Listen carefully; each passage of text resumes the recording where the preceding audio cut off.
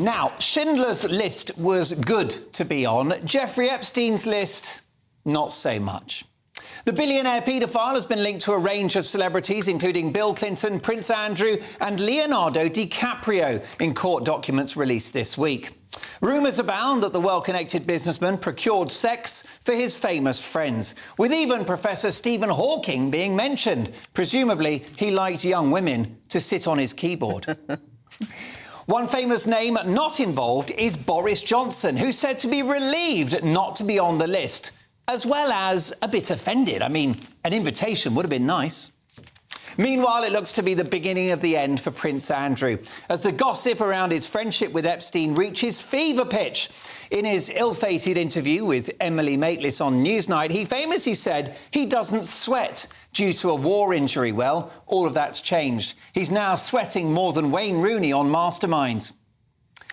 Meanwhile, massive banker Sir Howard Davies, chairman of NatWest, who should have gone after the Nigel Farage debanking scandal, has proudly announced that it's not difficult for people to get on the housing ladder. Right. They just have to save, apparently, Stephanie Tecci. Easy for him to say on his multi-million-pound salary. I mean, Mike Parry knows what I'm talking about there. Well, it was quite easy. I'll tell you what, Michael, tell us how it's done. I'll be honest, these people really do live on another planet, don't they? But help is at hand, folks. We now have the perfect answer to getting hold of a property. Forget about your credit rating or a deposit.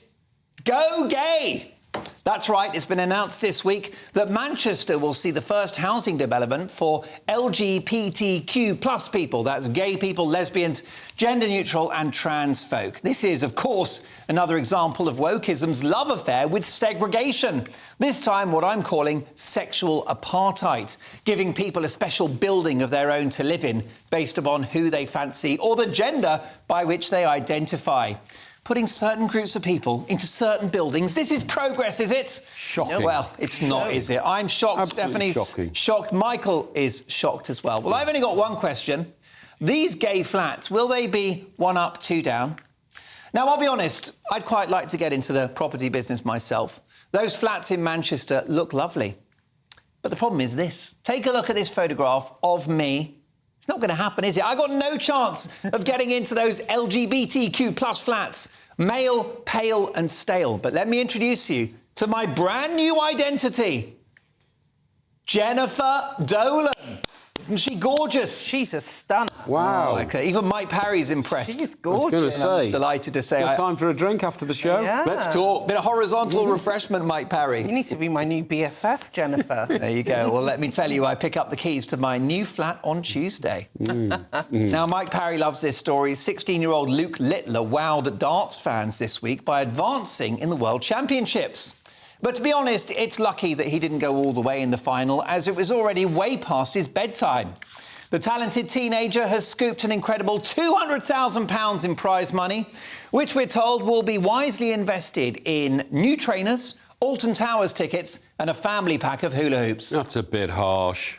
And finally, speaking of harsh, Mike Parry, the British Film Institute is to issue trigger warnings at the start of the iconic James Bond films, saying that they may offend viewers. Well, frankly, Stephanie Tecci... alone. Tecci is not happy. Alone. I disagree with Stephanie. I applaud the move, which is why here on Friday Night Live with Mark Dolan, we've given that film franchise a politically correct makeover. So here is my top 10 countdown, starting at number 10, woke Bond movies. First up, at number 10, on She/Her Majesty's Secret Service. In at number 9, The Living Gaylights. Oh, no. That's Number wrong. 8, Licence to Kill, TERFs. In at number 7, you'll love this one, Dr. No, White People Allowed. Number 6, woke Bond films, The Man Who Identifies as a Woman with a Golden Gun. Oh. Is that gun natural? In at number 5, Thunder Nobles.